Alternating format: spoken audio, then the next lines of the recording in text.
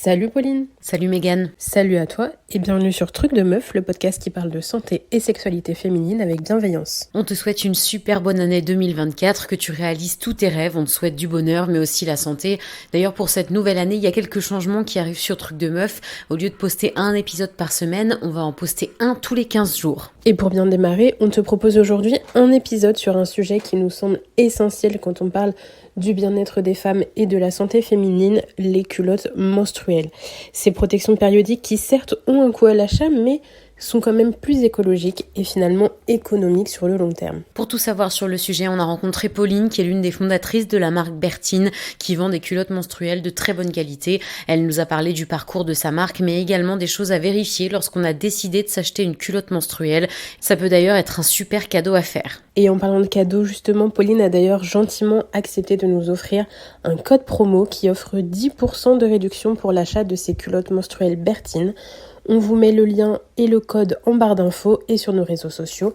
Pauline, merci encore d'offrir ça à nos auditeurs et auditrices. N'hésite pas à t'abonner au podcast, nous laisser un commentaire et 5 étoiles sur Spotify ou sur la plateforme sur laquelle tu nous écoutes. Suis-nous aussi sur Instagram et n'hésite pas à nous contacter si tu as des questions. On te souhaite une bonne écoute.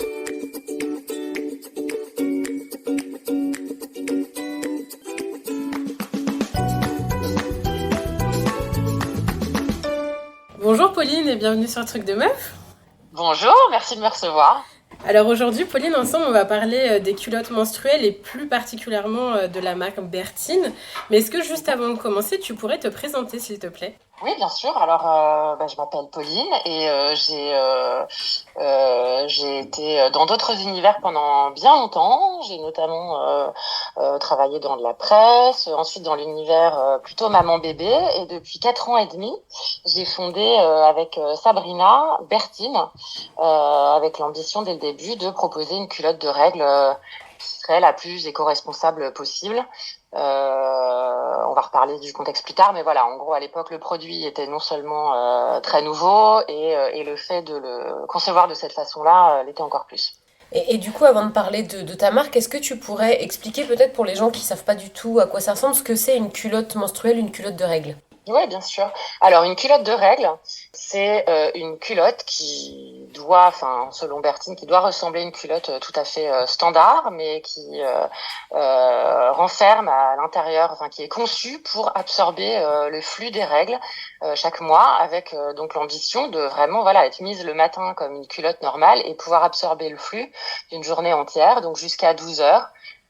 Et pour ça, notamment chez Bertine, on propose une culotte en flux moyen, donc qui correspond grosso modo à 3 protections classiques, et un shorty pour flux abondant qui va être capable d'absorber jusqu'à l'équivalent de 5 tampons normaux. Voilà, c'est plus parlant pour les auditrices. Et vraiment de se débarrasser de toutes les protections jetables avec les avantages écologiques et de confort. Je me suis un peu renseignée et j'ai vu que les culottes menstruelles, ça avait été créé aux États-Unis en 2014, si je dis pas de bêtises, il y a une dizaine d'années quasiment. Est-ce que aujourd'hui, c'est quelque chose qui s'est vraiment démocratisé ? Parce que tu disais déjà rien qu'il y a 4 ans et demi, c'était déjà un peu nouveau, en tout cas en France. Oui, effectivement, je parlais surtout de la France, mais d'une manière générale, les États-Unis étaient clairement précurseurs, mais ça a concerné pendant longtemps qu'une petite frange des femmes finalement. Ça a mis du temps à arriver en France. Et c'est toujours pas un produit qui est adopté par la majorité de la population, même si ça fait beaucoup son chemin. Il y a 4 ans, quand on a commencé, beaucoup de personnes n'avaient jamais entendu parler du produit. Aujourd'hui, même si on le porte pas, on sait que ça existe, donc c'est déjà bien. Il y a des femmes qui ne mettent désormais que ça, alors parfois par conviction écologique, parfois par confort, pour des raisons diverses. Dans la majorité des cas, de ce que j'en vois moi aujourd'hui, c'est une protection complémentaire à d'autres. Par exemple, les femmes prennent conscience de plus en plus du fait que des protections hygiéniques, notamment intravaginales, donc ce qui va être cup ou tampon, c'est vraiment pas terrible de les porter plus de 4 à 6 heures par jour. Ça se sait enfin. J'ai l'impression que pendant un temps, ça s'oubliait un petit peu. Donc ça, il faut vraiment ne jamais cesser de le rappeler pour les jeunes filles qui commencent à avoir leurs règles. Enfin, faudrait le dire en permanence. En fait, il y a des dangers à garder des protections intravaginales longtemps. Donc c'est aussi par crainte de syndrome du choc toxique ou de certaines pathologies ou désagréments qu'il y a un taux d'adoption de plus en plus grand de la culotte menstruelle, et notamment la nuit, parce que en général on essaye de dormir plus de 4 à 6 heures, sauf quand on a un tout petit bébé et que de toute façon c'est pas possible. Mais voilà, l'option de tranquillité absolue pour sa santé, c'est la culotte de règle. Et puis même quand on a un flux abondant la nuit, finalement une serviette ça peut bouger, un tampon pour toutes ces raisons que je viens d'évoquer, c'est pas super. Et puis pour tout ce qui est problème de macération, même si le mot est pas très beau, mais voilà, de contact de matière plastique au contact du corps, au-delà d'un certain nombre d'heures, c'est désagréable. Et puis ça peut engendrer des problèmes type mycose ou infection urinaire, et pas que la nuit d'ailleurs. Donc pour toutes ces raisons-là, la culotte de règle elle est super, à condition qu'elle soit en coton bio. Parce que pour porter une culotte de règle dans des matières synthétiques, ça reproduit exactement les mêmes problèmes que les protections jetables que je viens de citer. Voilà. C'était la question qu'on se posait aussi, c'est comment est-ce qu'elles sont faites, les culottes menstruelles, Oui. qu'est-ce qu'il y a dedans? Parce que finalement, c'est ça, on se dit, on utilise une culotte parce que ça va être meilleur pour notre corps déjà dans un premier temps, mais est-ce que c'est toujours le cas? Et ça, c'est un peu la grande question. Alors, je vais répondre aux différents volets de ta question. Alors, une culotte de règle dans l'absolu, c'est donc ce que j'évoquais tout à l'heure, c'est une culotte qui ressemble à une culotte normale et qui contient évidemment une matière absorbante, une couche absorbante, et en dessous une membrane imperméable pour éviter que le flux ne traverse la culotte et vienne tacher nos vêtements. Dans le cas de Bertine, c'est une double épaisseur de coton biologique, donc c'est totalement imperceptible le fait qu'elle soit une culotte de règle, parce qu'il n'y a aucune couture apparente, là où sur certains modèles de culottes où il y a une simple couche, forcément la partie qui va absorber, on voit la couture qui la solidarise à cette culotte. Chez Bertine, on a fait le choix de travailler en double épaisseur de coton, donc la partie absorbante, elle est complètement cachée à l'intérieur de ces deux couches. En plus, on y gagne en confort, c'est super agréable. Donc, c'est 2 couches de coton biologique certifiées, à l'intérieur desquelles il y a une couche absorbante qui est faite de bouclettes, c'est du tencel, en fait, c'est de la bouclette d'eucalyptus. Donc, ça ressemble un peu à une matière éponge, comme celle dans laquelle on peut faire des pyjamas de bébé ou les couches de bébé lavables, pour celles qui connaissent, c'est cette matière-là. Donc il y a une couche de tencel et en dessous une membrane imperméable qui va empêcher le flux de traverser. Et tout ça est totalement invisible et caché dans cette culotte. Et le challenge évidemment était aussi de faire une culotte comme celle-là, mais qui soit pas trop épaisse pour que ça reste confortable, qu'il n'y ait pas d'effet couche apparent, que ça soit discret à travers les vêtements, etc. L'idée c'est pas de contraindre les femmes, mais vraiment de les libérer. C'est une contrainte à laquelle on s'est habitué, mais on peut vraiment aller. Oui, on s'est habitué parce qu'on n'avait pas trop le choix. Après, je trouve que c'est sympa maintenant d'avoir le choix de se diriger vers la protection qu'on souhaite. Tout à fait. Pardon, mais je trouve que c'est bien que tu dises que c'est important d'avoir une culotte de règle qui ressemble à une culotte, parce que il y a beaucoup, en tout cas au début, c'était vraiment, et même encore maintenant, il y a certaines marques qui font des culottes, c'est vraiment des couches hyper épaisse en fait que tu as l'impression de porter, c'est pas hyper agréable je trouve, donc c'est bien qu'il y ait des marques justement pour qui c'est important d'avoir oui le confort, mais aussi que ça soit sympa à porter, parce que c'est pas juste une protection hygiénique, c'est aussi une culotte qu'on porte pendant sa période de règles, donc c'est sympa je trouve. Exactement. Là, si je peux parler du marché en général, le positionnement de Bertine, c'est vraiment nous on a voulu reproduire la culotte que portaient les femmes selon nous pendant leurs règles, à savoir une coupe assez basique dans du coton noir. Enfin on s'est dit finalement on va faire en version de règles la culotte que les femmes ont déjà l'habitude de porter ces jours-là. Maintenant, le marché, enfin aujourd'hui, il y a une offre qui est très étendue et c'est super parce qu'il y en a pour toutes les femmes. Et effectivement, il y a beaucoup de marques qui ont repris les codes de la lingerie classique.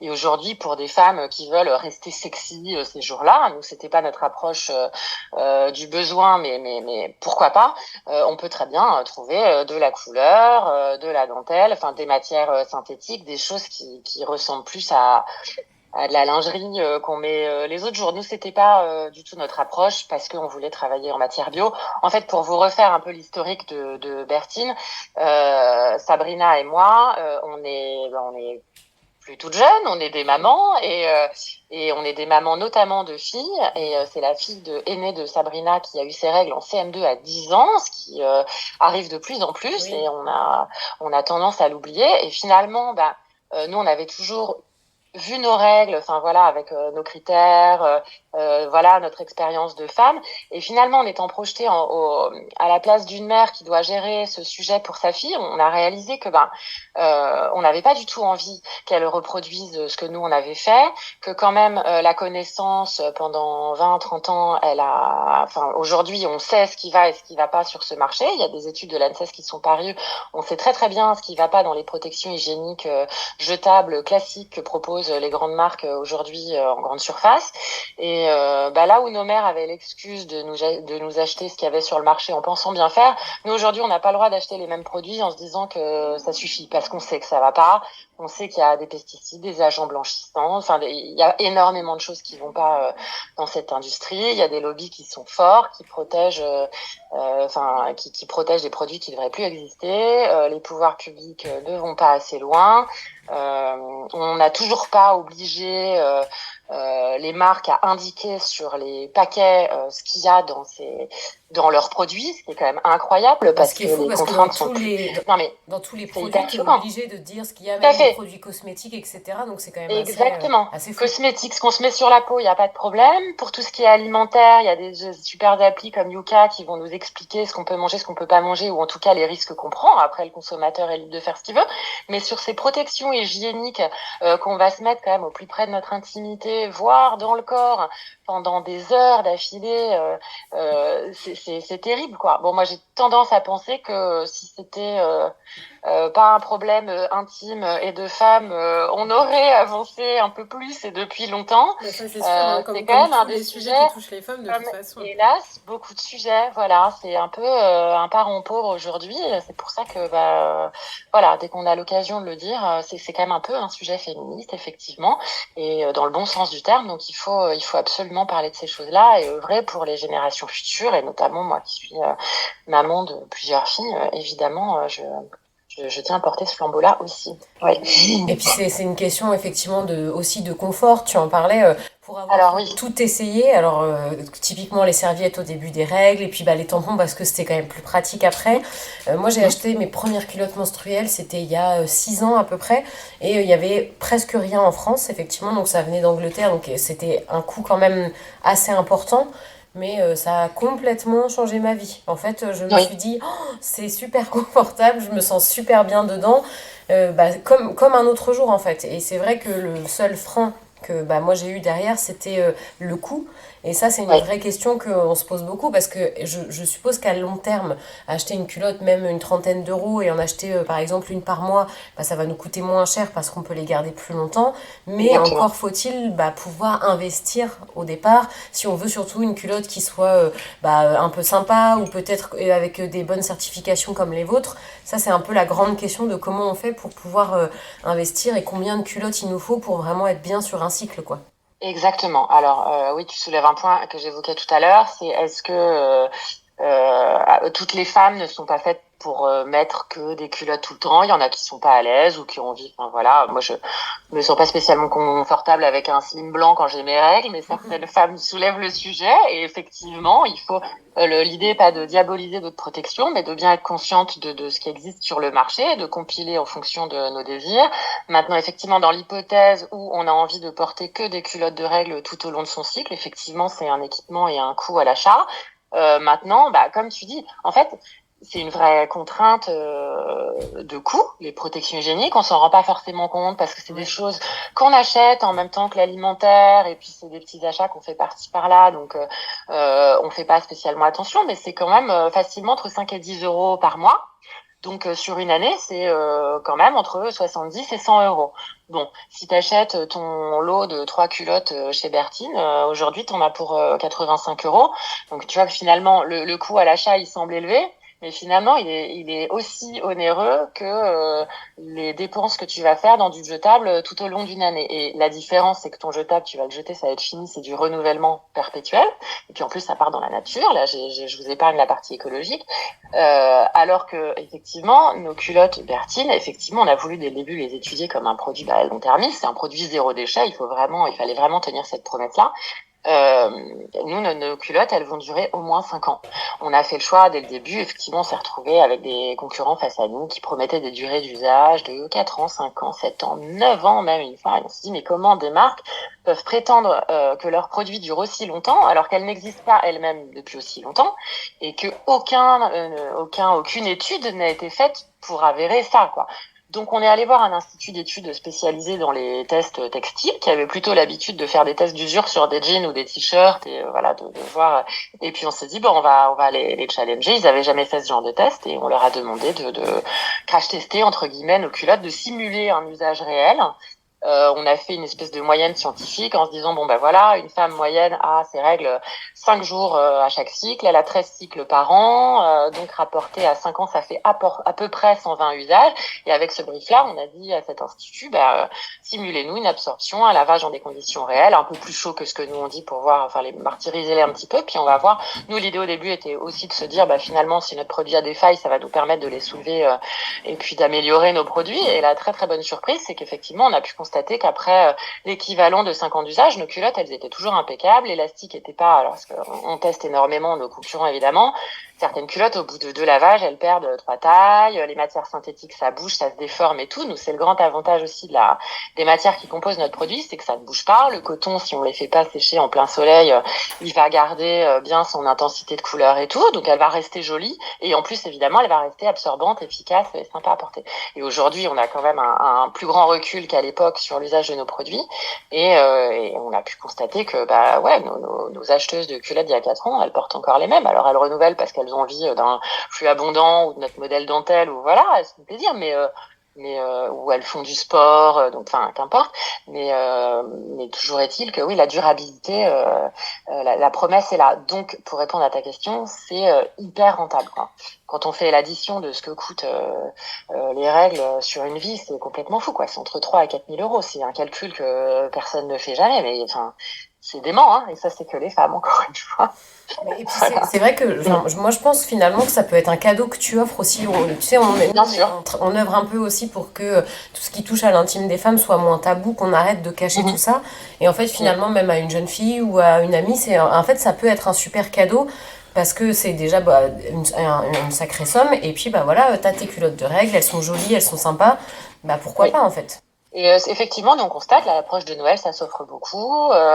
C'est un bon cadeau qui se fait une bonne copine avec laquelle on a pu, au détour d'une conversation, parler de ce sujet-là. Donc ça, c'est un super complément de cadeau. On constate que nous c'est un produit qui est vachement offert, ou évidemment sa fille, quoi. Moi je suis pas un exemple standard évidemment, mais moi je sais que j'en offre aux copines de ma fille par exemple, que je trouve ça hyper sympa. Les mamans y pensent pas forcément, et souvent nous on constate qu'après le premier achat, il y a un taux d'adhésion qui est énorme, quoi. Souvent c'est le premier pas qui coûte, parce que voilà, c'est un produit qui rend curieuse et on a toujours peur qu'il y ait un accident, on a du mal à s'imaginer au début que ça peut bien fonctionner. Et puis une fois passé ce frein-là, l'adhésion elle est immédiate, quoi. Et justement, au niveau de l'âge, je me demandais, est-ce qu'il y a un âge particulier à partir duquel on peut commencer à porter une culotte menstruelle, ou est-ce que dès les premières règles, on peut déjà en porter ? Là, en fait, moi, pour les premières règles, et d'autant plus quand ce sont des filles jeunes qui ont leurs règles, la culotte, elle est particulièrement adaptée. Pour plein de raisons. D'une, parce que c'est un peu moins traumatisant de mettre une culotte le matin. Et puis c'est vrai que là, en parlant, tu vois, je me dis, moi, quand j'ai eu mes premières règles, ça m'a un peu traumatisée, enfin un peu, Mais je me dis que si ça avait été une culotte à porter, ça aurait été tout de suite Ouais. dédramatisé, tu vois. Exactement. Je vais repartir de l'anecdote de départ qui a fait qu'on a créé Bertine. On a notre premier cobaye, vous l'avez compris, c'était la fille de Sabrina. On lui a donné notre prototype pour une journée de classe. Elle était donc à l'école et en fait, elle nous a fait la meilleure réponse qu'une ado puisse nous faire, quoi. Parce que après son premier jour de classe, on lui dit alors comment ça s'est passé? Elle nous a dit bah c'est une culotte, quoi.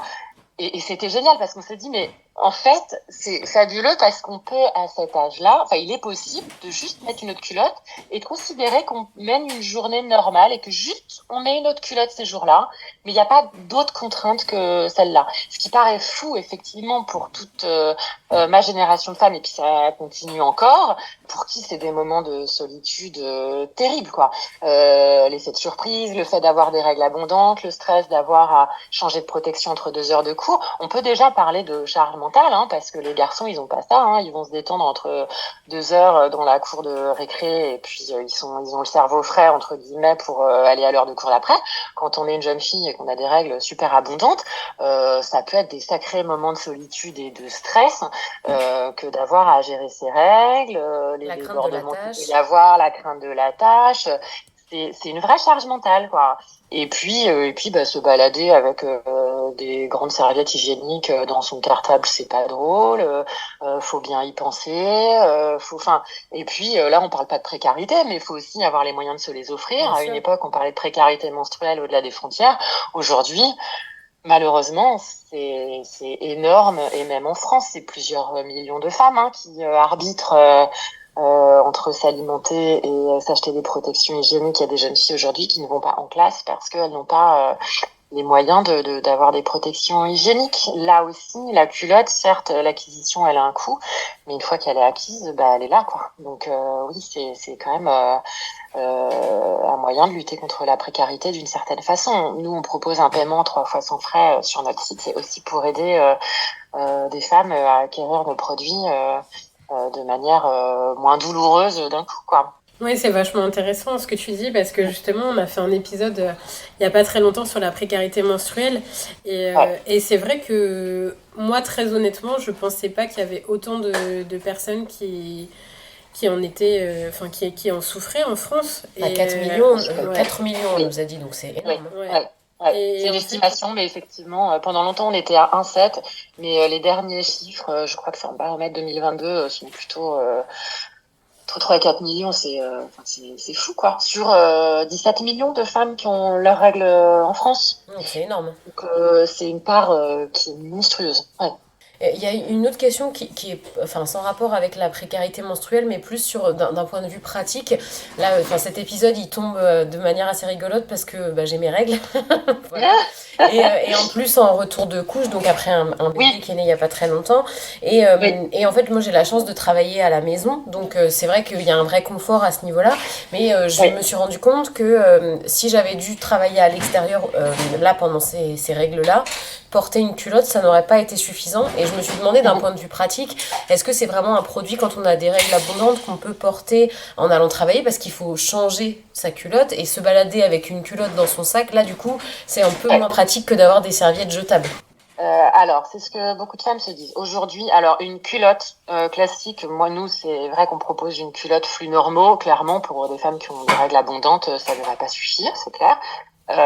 C'est pour ça qu'on propose un shorty flux abondant qui nous a beaucoup été réclamé, notamment d'ailleurs par des ados, mais on se rend compte que typiquement, et on parlait tout à l'heure de cadeaux, et tu me permets de le signaler, voilà un cadeau, c'est formidable à faire à une femme qui va accoucher ou qui vient d'accoucher, un modèle de culotte flux abondant, sauf contre-indication du corps médical évidemment, et là on est toutes différentes quand on vient d'avoir un enfant, mais si tout va bien, franchement, mettre un shorty flux abondant, donc le truc qui va correspondre à 5 tampons en post-accouchement quand on a bébé à gérer et que parfois effectivement on reprend une activité, c'est top, quoi. Alors si vraiment, je reprends ton cas, si vraiment c'est un stress, tu peux très bien te dire pour être sûr d'être cool selon mon boulot, je vais mettre une serviette en coton bio dans mon shorty flux abondant un peu le matin histoire de voir comment ça se passe, et puis en milieu de journée je l'enlève, et puis je ne compte plus que sur mon shorty. Si ça te rassure, mais franchement, notre shorty flux abondant, il est plus épais d'ailleurs,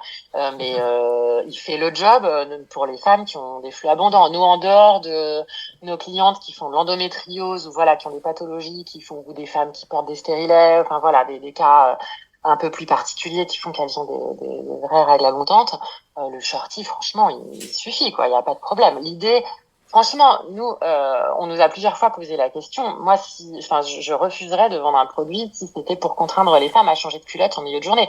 Si c'est ça, c'est que le produit ne fonctionne pas. Enfin, il fallait qu'on puisse proposer des produits qui fonctionnent et qui répondent à cette promesse de je mets ma culotte le matin et je ne peux la changer que en rentrant chez moi le soir. Je l'essaierai alors, parce que c'est vrai que le côté shorty, en plus, c'est assez sympa, parce que j'ai été confrontée aussi à ce truc de tu prends du poids, donc les culottes qui t'allaient avant de tomber enceinte, elles sont un peu plus serrées, et c'est vrai que c'est pas très confortable non plus, donc le produit, du coup, perd un peu de son intérêt, en fait, finalement. Combien de temps, en fonction de notre flux, on peut porter la culotte sans qu'il y ait de fuite? Mais du coup, tu nous disais que pour vous, c'était important justement de pas avoir à changer forcément sa culotte avant de rentrer le soir. Du coup, c'est ça à peu près, la durée, c'est environ, c'est quoi, 8 heures à peu près? Elle peut être portée jusqu'à 12 heures. De toute façon, qu'importe la notion de flux au-delà de 12 heures, en général, on a envie de la changer. C'est relativement long, c'est moins agréable de la porter qu'importe le flux et si ça a débordé ou pas. Donc 12 heures, ça me semble bien. Maintenant, certaines femmes vont la changer à partir de 8 heures et tout. Je pense que dans tous les cas, à partir de 8 heures, la promesse est remplie. C'est plutôt un gain de confort assez énorme. La question que je me posais aussi, c'est de l'entretien. Comment tu laves ta culotte pour pouvoir la garder justement au maximum de ses capacités? Bien sûr. Alors, l'entretien, il est simple. Là aussi, l'idée n'est pas de trop contraindre les femmes, sinon ce serait pas un truc aussi avantageux. On la rince à l'eau froide. Alors ça, comme pour d'ailleurs tips de grand-mère, pour n'importe quelle tache de sang, faut tremper à l'eau froide, surtout pas à l'eau chaude, parce que le chaud va cuire entre guillemets, même si l'image est pas jolie, mais va vraiment figer une tache de sang. Donc c'est valable évidemment pour un produit comme la culotte de règle. Donc trempage à l'eau froide. Soit on rince jusqu'à ce que l'eau devienne claire, si on a 2 minutes pour le faire. Après on la colle en machine avec le reste de son linge. Ça déteint pas, ça peut se laver à 30, 40 avec le reste de son linge sans problème. Par contre, pas de savon de Marseille parce qu'il y a une teneur en glycérine qui fait que ça va mettre une espèce de petite pellicule grasse sur les fibres et ça va altérer le côté absorbant de la culotte. Donc ça, non. Pas d'adoucissant pour les mêmes raisons. Pas d'eau de javel ou de chlore parce que ça sert à rien. On la lave classique avec une lessive classique, on la laisse sécher toute seule tranquille, on la met pas sur un radiateur ni au sèche-linge parce que la membrane imperméable risque d'en souffrir, donc vraiment on la fait sécher tranquille. Et il y a une option flemmarde aussi qui consiste à mettre sa culotte dans une bassine d'eau froide le soir si on n'a pas le temps et pas l'envie d'être trop au contact de sa culotte de règle, ce qui arrive. Et puis le lendemain, l'avantage c'est que le sang étant plus lourd que l'eau, elle va dégorger toute seule pendant la nuit et le lendemain matin, on la lave et basta. Donc c'est hyper simple à l'usage, quoi. Alors on a évidemment des clientes qui veulent les laver à la main, on n'est vraiment pas obligé d'aller jusque là. Franchement, faut laver sa culotte comme on lave le reste de son linge, hormis le rinçage à froid, c'est très simple. Voilà. Et du coup, si on veut avoir vraiment un cycle complet où on se dit ok, je veux que des culottes menstruelles, il en faut combien? Alors évidemment, on est toutes différentes, donc ça dépend de ton flux, donc de la durée de tes règles. Il en faut plusieurs évidemment parce que tu vas apporter ta culotte une journée, tu vas la laver le soir au mieux, elle sera pas sèche pour le lendemain et puis à la nuit. Donc il en faut au moins 3-4 pour un cycle. 3-4 si tu peux vraiment les laver au fur et à mesure. Les femmes qui ont des règles abondantes, que certains jours elles vont prendre des shorties pour les jours 2 et 3 et des culottes pour les autres jours. Y a pas de cas type. Pour être tranquille, je dirais il faut un shorty pour les flux abondants et puis 3 culottes pour les flux moyens. Mais c'est une moyenne, hein. Oui, ça donne une petite idée quand on se lance. Ça donne une petite idée. C'est un kit, C'est pour ça que c'est sympa de l'offrir d'ailleurs, parce que oui, c'est un coût, effectivement. Ouais. Et j'aimerais savoir, en parlant au-delà de ta marque à toi, si on a envie de se lancer, mais que on n'y connaît rien, parce qu'aujourd'hui, comme tu le disais, il y a une offre qui est quand même importante. c'est Ouais. quoi, selon toi, les choses principales à regarder chez les Oui. marques qui vendent des culottes Ouais. menstruelles? Ouais. Bonne question, je te remercie de la poser parce qu'on voit de tout et c'est un peu agaçant parfois. Et il y a heureusement plusieurs marques qui font des produits super. Donc la première des choses, c'est de regarder le label Ecotex. C'est un label qui garantit l'absence de substances nuisibles dans une culotte. Donc, enfin, en fait, un produit textile pour moi ne devrait pas exister sans ce label. Bah, d'ailleurs, c'est celui qui a sur les bodys Petit Bateau, par exemple, pour les bébés. Souvent, c'est comme ça que les gens le connaissent. Voilà, c'est la garantie qu'il n'y a pas de substances nuisibles. Après ça, bah, idéalement, s'agissant d'un produit de règles et au contact de l'intimité, moi, je ne conseillerais jamais assez d'opter pour un produit en coton et idéalement bio. Après, pour des raisons d'esthétique et de confort, moi, je trouve qu'une double épaisseur de coton, le fait de pas avoir de couture un peu gênante au contact de son corps et tout, c'est quand même plus sympa d'avoir un produit, voilà, joli. C'est des moments où on se sent pas forcément bien, donc autant avoir un produit agréable. Tu l'évoquais tout à l'heure, tu viens d'accoucher, bah effectivement, le shorty, on en reparlera après le podcast, mais enfin, il faut que tu l'essayes, tu verras, ça change la vie, quoi. Et moi, beaucoup de femmes qui nous utilisent nous le disent, c'est un pur bonheur. Dans ces cas-là, on sait pourquoi on s'est lancé dans cette aventure. Il y a des considérations plus écologiques, nous et puis éthiques d'une manière générale. Nous, Bertine, bah, on a voulu prouver qu'on pouvait travailler de manière hyper responsable et pas que d'un point de vue écologique. On a un label qui s'appelle Slow We Are et qui va garantir que bah, non seulement notre produit, enfin tout ce qu'on prétend est vrai, que notre coton est bien bio, etc. On fabrique dans des ateliers zéro déchet, on recycle chaque chute de tissu. Enfin, on va extrêmement loin, mais on va aussi vérifier que même les partenaires de nos partenaires ont bien des salariés qui sont majeurs, que les femmes sont aussi bien payées que les hommes, que nous on applique ce genre de choses évidemment en interne. Enfin voilà, on tient vraiment à mettre de l'éthique, par exemple aussi, parce que ça c'est un des points qui est vérifié, que nous on est complètement autofinancé, donc aucune décision de l'entreprise ne va être prise en fonction de décisions qui ne soient pas les nôtres. Enfin voilà, qu'on est totalement indépendant et qu'on avance dans cette direction-là.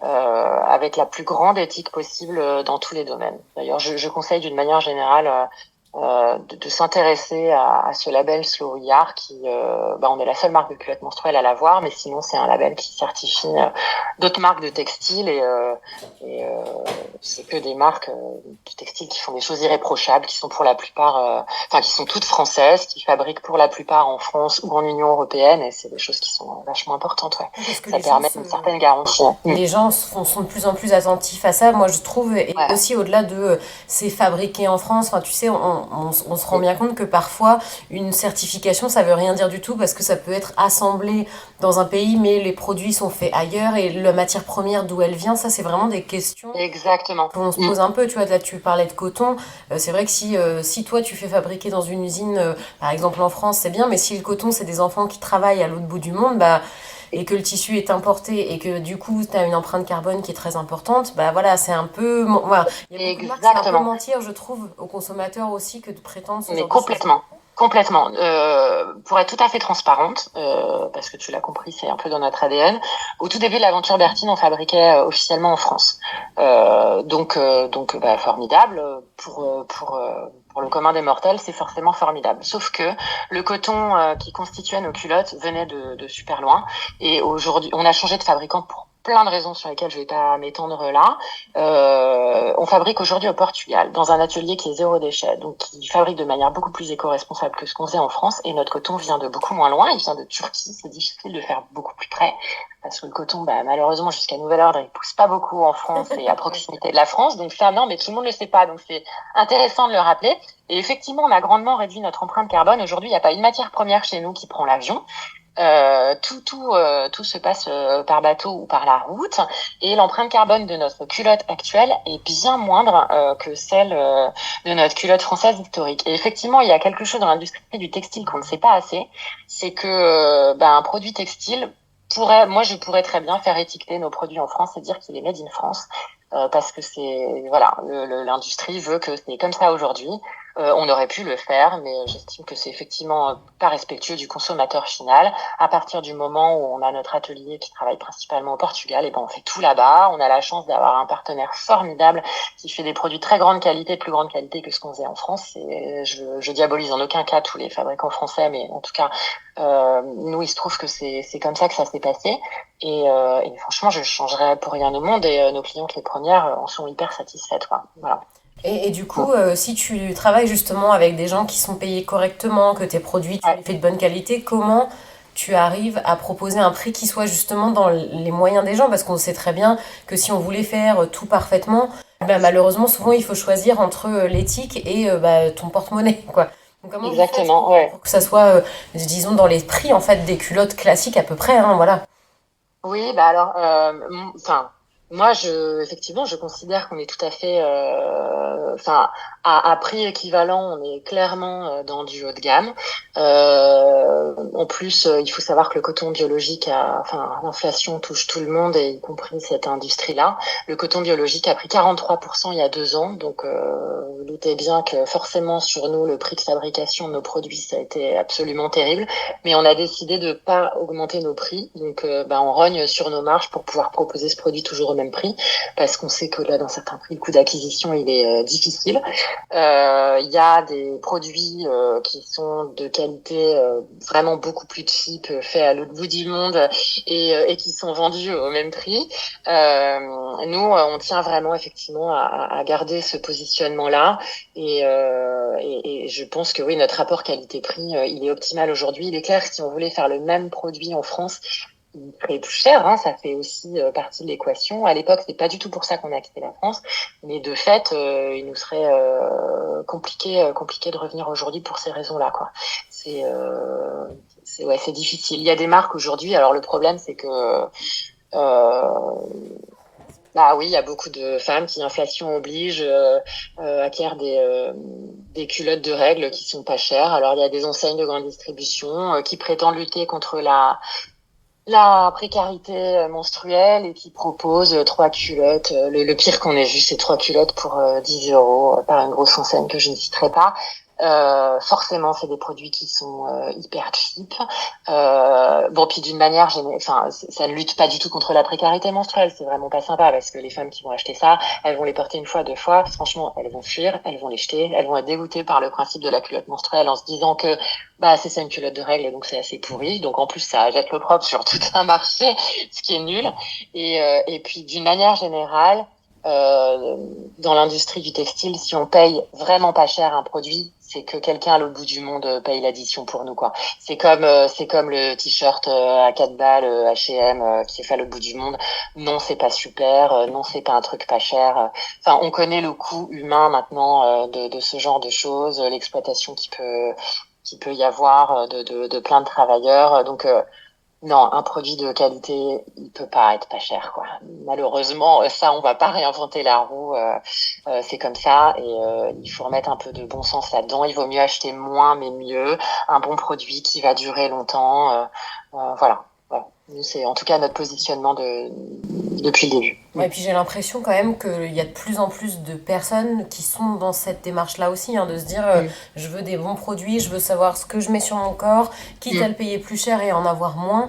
C'est vrai que, pour reprendre un petit peu ce qu'on disait plus tôt, nous, quand on était plus jeunes, la question de qu'est-ce qu'il y a dans tes serviettes et tes tampons, elle se posait pas du tout. Et en fait, je pense qu'on n'avait même pas idée que ça pouvait être mauvais, en fait. C'était vraiment, de se dire, c'est comme ça, c'est ça qu'on utilise, c'est forcément bon pour nous, quoi. Et parce que c'était super tabou, c'est un peu moins tabou aujourd'hui, mais ça l'est encore. Et il y avait un truc dont tu as parlé tout à l'heure. Donc, par exemple, moi, quand j'étais au collège, j'en ai jamais entendu parler, c'était le choc toxique.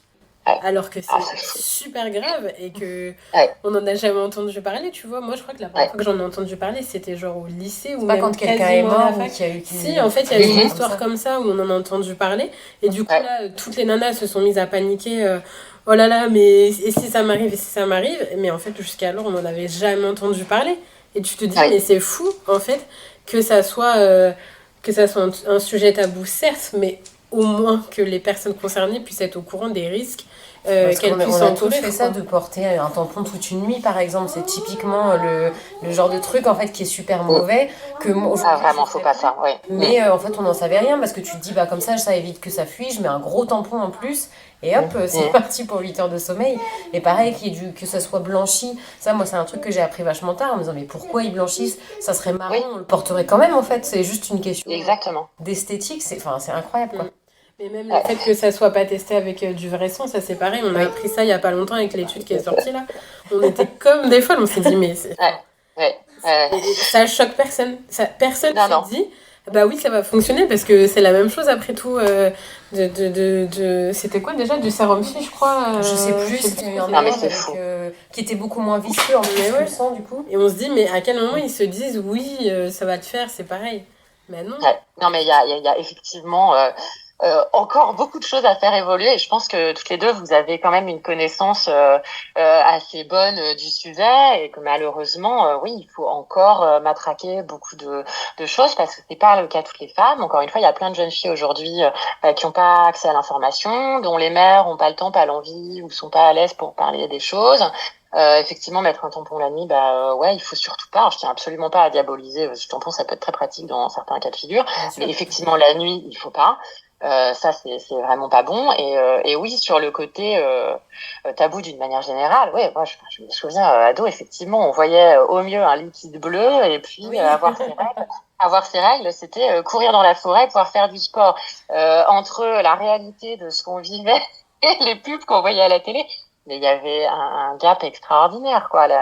On n'a jamais encore montré la réalité de. Enfin, on commence parce que voilà, il y a. Mais on a totalement invisibilisé les choses. Toutes les Bien sûr. protections d'ailleurs intravaginales. Enfin, les femmes ne veulent plus, et se sont convaincues qu'elles n'étaient pas à l'aise, qu'elles voulaient même pas voir leur sang, pas être à l'aise. Donc, et c'est ça, ça dérange certaines femmes finalement habituées à l'intravaginal de mettre une serviette ou une culotte en se disant mon Dieu, mais je vais sentir mon flux couler. Il faut se réapproprier les choses, quoi. Il y a encore beaucoup de choses à faire évoluer. Ouais. C'est pour ça Et qu'on a créé le podcast, ouais. justement, pour donner de l'information. Bravo. Et puis même nous, on a appris des choses grâce à des épisodes, parce que c'est ça, il y a tellement de choses qui sont pas dites, qu'on nous explique pas, que en fait, on hallucine un peu aussi, tu vois, de se dire, mais pourquoi personne nous a jamais expliqué des choses qui sont basiques sur notre propre corps, en fait, et son fonctionnement. Oui. Et pour revenir au syndrome du choc toxique, parce que c'est super important, effectivement, c'est aussi rare que grave. Donc, bon, je dis ça, il faut savoir qu'en fait, toutes les femmes ne sont pas sujettes naturellement à faire un SCT. C'est une petite partie de la population. C'est 2-3% des femmes, il me semble, qui sont porteuses d'un gène qui fait qu'elles pourraient être sujettes à en faire un. Sauf qu'on ne sait pas qui parmi nous pourrait être sujette à ça. On va pas. Alors là, pour quelle raison? Je suppose essentiellement financière. J'ose pas croire que parce que c'est féminin, on va pas nous faire tester, mais qu'importe. Du coup, ne sachant pas, effectivement, la précaution, c'est de ne pas. En fait, le problème, c'est la stagnation du sang à l'intérieur du corps, et c'est la raison. C'est pas. Là, c'est pas une histoire de cup plus dangereuse que le tampon. Toutes ces protections qui font que le corps reste longtemps au contact du sang, le problème. Donc là, on n'est plus dans une problématique de pesticides, de composition terrible ou pas terrible. C'est juste le fait de maintenir du sang dans le corps qui fait qu'on s'auto-intoxique. Et oui, ça fait les résultats sont malheureusement très souvent dramatiques. Et c'est arrivé. D'ailleurs, il n'y a pas si longtemps que ça, même à des femmes qui sont dans le milieu médical. Il y a une infirmière en Belgique, il me semble, qui fait partie des derniers cas assez dramatiques. Bon, elle en est pas morte, mais enfin, elle va plus jamais vivre de la même façon, la pauvre. Oui, malheureusement, souvent, les jeunes filles, elles entendent parler du SCT quand elles sont confrontées dans l'actu à ce genre de cas, mais au quotidien, personne n'en parle. Et puis la culotte menstruelle, effectivement, ça peut être du coup une alternative à ça. Mais ça en est complètement une. Ouais. Et du coup, Bien est-ce sûr. qu'il y a des choses qui vont arriver chez Bertine, peut-être des nouveautés? Est-ce que vous avez des projets pour les mois, les années à venir? Alors, jusqu'à maintenant, on a une offre simple. Nous, vous l'avez compris, on veut pas faire des produits. On s'inscrit vraiment contre la fast fashion et le fait de faire trop de produits, de devoir déstocker, toute la pollution liée à une trop grande production de textiles. Nous, on est contre. Donc, on a volontairement une gamme qui est assez courte. Et puis on est pas mal vendu en magasin aussi, donc on voulait pas avoir trop de références parce qu'on tient à ce qu'ils puissent acquérir tous nos produits et qu'ils puissent les proposer aux femmes en magasin. Ouais. Où est-ce qu'on peut du coup vous trouver en magasin? Eh ben, essentiellement en magasin bio. On est dans beaucoup de Biocoop notamment. On est puis peu sur le site internet de Nature et Découverte, par exemple. Donc ça peut être voilà une façon de faire des cadeaux. On est dans beaucoup de magasins de concept store bio, vrac, que des distributeurs de consommation responsable. Et on se prépare de plus en plus à un gros changement qui va intervenir en 2024 et qui va être super d'ailleurs pour vos auditrices. Il faut savoir que les protections hygiéniques lavables vont être remboursées par la Sécu en pharmacie à partir de 2024. Alors probablement pas dès le début de l'année, ça sera probablement à la rentrée 2024, septembre. Mais pour les moins de 26 ans, un peu comme ça a été fait pour les préservatifs il y a quelque temps, il y aura un remboursement probablement partiel. L'application n'est pas encore complètement définie au niveau du gouvernement, mais il va y avoir une aide pour les jeunes de moins de 26 ans pour acquérir des protections hygiéniques lavables. Et j'en reviens à Bertine pour répondre à ta question. Donc jusqu'à maintenant, on a une culotte hyper standard pour flux moyen, donc qui correspond à 3 tampons, qui est simple, qui est ni trop haute ni trop basse, qui va à toutes les morphologies et qui est disponible en 8 tailles, du 10 ans, donc du double XS jusqu'au triple XL. Donc vraiment, voilà, nous l'idée c'est de pouvoir satisfaire toutes les femmes et ça au même prix. On propose également un shorty flux abondant qui nous a été beaucoup réclamé donc par les ados, les collégiennes essentiellement, mais qui est aussi énormément porté la nuit par les autres femmes ou en post-accouchement pour des femmes qui ont des pratiques sportives type running ou qui peuvent pas se changer facilement, des snowboardeuses et tout, enfin, ou des femmes qui font de l'équitation parce que pareil, il y a des disciplines sportives, on n'en parle jamais parce que ça concerne pas tout le monde, mais ça peut être une contrainte. Un tampon sur une femme qui fait de l'équitation, c'est vraiment pas chouette.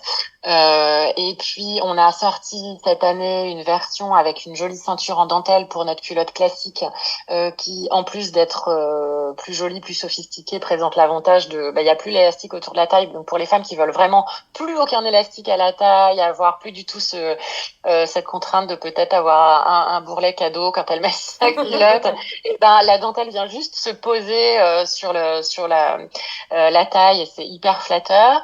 Et effectivement, on se prépare pour sortir 1 ou 2 produits l'année prochaine. Alors, est-ce que j'en parle parce que c'est extrêmement lent le développement de produits dans nos industries. On va probablement sortir un produit, mais vraiment pour plus léger, début et fin de règle, qui sera probablement un tanga. Voilà. Et peut-être un autre produit, mais ça sera surprise. Je serais ravie d'en reparler sur le truc de meuf à l'occasion, mais là, comme c'est pas sûr, je préfère pas en parler. Voilà. Nous, on lance peu de produits et on le fait, chaque développement nous prend beaucoup de temps parce que c'est important pour nous d'être sûr de ce qu'on lance, de le tester, de le retester. On fait toujours plein de versions, voilà, pour être sûr que notre produit ne bouge plus jamais et soit au top. Ça nous prend pas mal de préparatifs. Bon super. Est-ce que si ça te va, Pauline, on va passer aux idées reçues qu'on a pu trouver justement sur les culottes menstruelles et tu vas nous dire si c'est vrai, si c'est faux. Bon alors il y en a certaines pour lesquelles tu nous as déjà un petit peu répondu, mais c'est toujours intéressant d'avoir un avis de professionnel. Alors la première, c'est que les culottes de règles du coup ne sont pas aussi efficaces que les autres protections. Si, elles le sont même plus, vu que une culotte de règle va absorber jusqu'à l'équivalent de 3 tampons, alors qu'un tampon ne serait jamais qu'un tampon. C'est faux. Et puis, une culotte de règle, si tant est qu'elle soit faite dans les bonnes matières, nous, le tencel qu'on utilise, il est naturellement non seulement absorbant, mais il est anti-odeur et antibactérien, ce qu'une protection jetable avec des matières plastiques ne peut absolument pas offrir. Donc, non seulement ça va être au moins aussi efficace, mais en plus, ça va éviter des désagréments du type mycose ou infection urinaire. Il y a des femmes qui pensent qu'elles sont sujettes à ce genre de choses, alors qu'en fait, quand elles passent à la culotte de règle, dans des matières vraiment écologiques, eh bien, c'est les matières synthétiques qui développent ce genre de produits, de problèmes, et qui les favorisent. Donc, si on arrête de macérer au contact de matières plastiques ou dérivées du pétrole, on élimine les causes de ces problèmes-là. Ça change la vie. D'ailleurs, bien souvent, quand on a une mycose, on nous conseille de porter des sous-vêtements en coton pour éviter... Exactement. Dans la mesure du possible, du coup, mets des vêtements en coton tout le temps et puis tu verras que tu auras plus ces problèmes-là. Ouais. La deuxième idée reçue, bon, tu nous as déjà un peu répondu, mais c'est pas grave, c'est que justement les culottes menstruelles, c'est uniquement pour les flux légers. Eh ben, celles qui sont pas efficaces, sans doute. Mais non, le shorty flux abondant, nous on a des clientes qui nous disent j'avais un flux abondant, j'y croyais pas trop, mais je pourrais même avoir un flux encore plus abondant tellement ce shorty est efficace. Donc encore une fois, ça dépend des produits et faut bien choisir ce qu'on achète. C'est toujours pareil, hein. La troisième idée reçue, du coup, c'est que c'est difficile de les nettoyer correctement. Alors, c'est pareil, tu nous en as parlé un peu tout à l'heure, mais si tu peux en remettre une couche, vas-y. Ouais, bah difficile, non, c'est juste une routine. Encore une fois, trempage à l'eau froide et hop en machine, on la laisse sécher. Et puis non, il y a absolument rien de contraignant. C'est finalement moins contraignant que d'avoir à gérer une serviette qu'on doit remplacer X fois par jour, avec les déchets que ça génère dans une poubelle. Enfin non, c'est au contraire plus simple. Et du coup, la dernière idée reçue, c'est que ce serait moins hygiénique que les autres protections, bah justement parce que tu le gardes toute ta journée. Non, c'est finalement plus hygiénique. Là encore, ça fait partie, ouais, c'est vraiment une idée reçue. Une femme qui a l'habitude de mettre des tampons et d'en changer, elle va avoir le sentiment que c'est moins hygiénique parce que elle va être plus confrontée à la vue de son sang. Et c'est très psychologique, hein, tout ça. C'est le fruit d'années d'usage. En fait, ça, c'est une idée reçue de femmes plus de ma génération que de jeunes filles de 15, 20 ans qui, elles, adoptent beaucoup plus facilement ce produit et ne se posent aucune question et qui, c'est vraiment, c'est culturel, ça. C'est complètement culturel. Évidemment, c'est faux. Et c'est pour les mêmes raisons, d'ailleurs, c'était hygiéniste à outrance que, oui, les tampons sont blancs, les serviettes sont blanches, alors que, ma foi, on laisserait le coton de couleur naturelle, ça éviterait bien des traitements chimiques sur tous ces produits jetables et ils seraient tout aussi efficaces. Mais on a tellement rentré dans l'esprit des femmes, enfin, toutes ces marques-là, ont tellement rentré dans l'esprit des femmes le fait que un truc propre, il était forcément blanc, immaculé, que voilà où on en est aujourd'hui. Il faut faire tomber toutes ces idées. Hein. Et qu'il est blanc et qui sent le parfum aussi, d'ailleurs.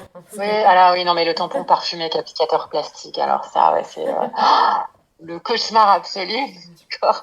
Enfin, heureusement, c'est interdit maintenant les plastiques à usage unique. C'est quand même fou que ce produit ait pu ne serait-ce qu'exister, quoi. On change de tampon combien de fois par jour et on pourrait balancer des applicateurs plastiques toute la journée à la poubelle.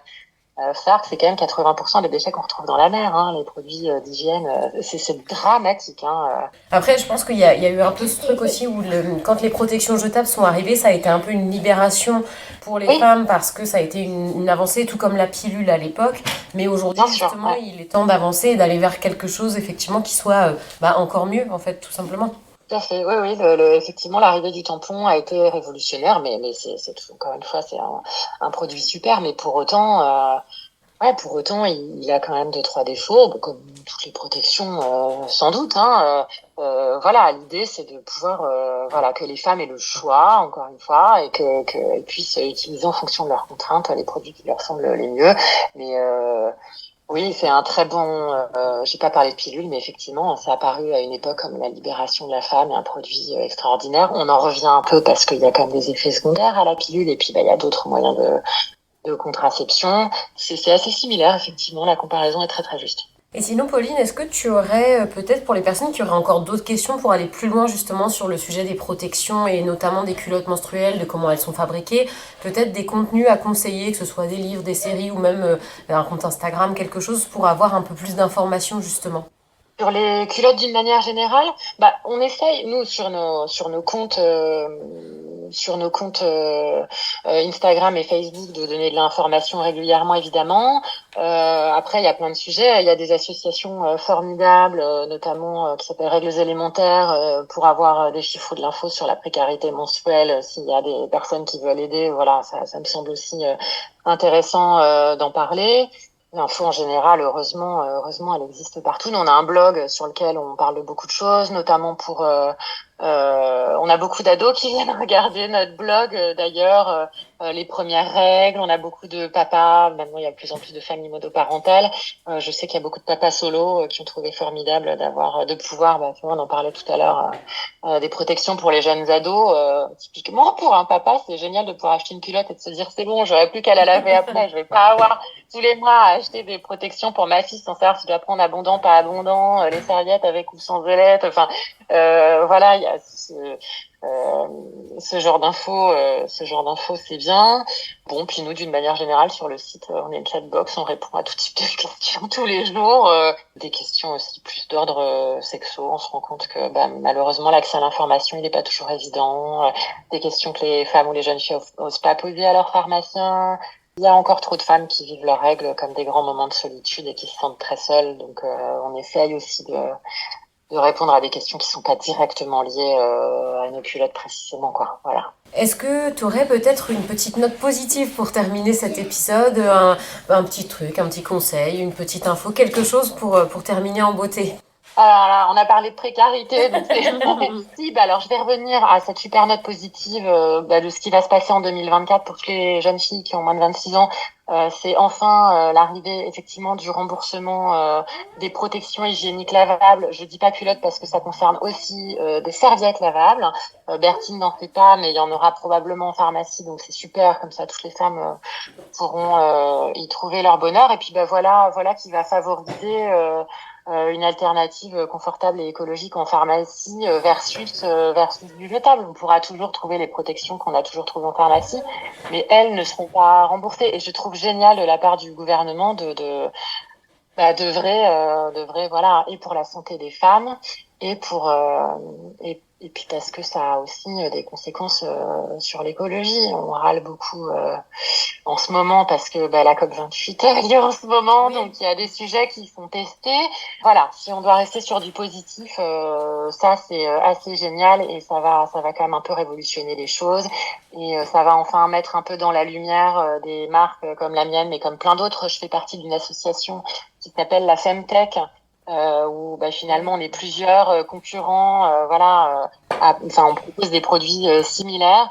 C'est que des petites entreprises qui travaillent super bien et voilà, on se bat pour que nos produits soient remboursés l'année prochaine et achetés par des jeunes femmes et qu'elles se les fassent rembourser en pharmacie. Donc voilà, on s'en réjouit ensemble et on travaille sur ces sujets-là ensemble régulièrement. Carrément, ouais, c'est une très bonne nouvelle et puis vivement que ça soit mis en place.